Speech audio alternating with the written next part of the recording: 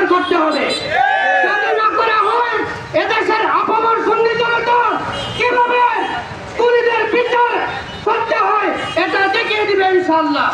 সম্মানিত সংগ্রামী সুন্নি জনতা, বাংলাদেশ পুলিশ প্রশাসনদেরকে অনুরোধ করি, আপনারা দেখেছেন যাদেরকে আমরা আইন শৃঙ্খলা রক্ষাকারী আমাদের আস্থার প্রতীক মনে করি, যে আমার রইসুদ্দিন ভাইকে একটি পানির বোতল সামনে আগিয়ে দিয়ে আবার আমার রইস ভাইকে দেওয়া হয় নাই। এই কুলাঙ্কার পুলিশের বিচার করে বাংলার জন্য দেখিয়ে দিতে হবে।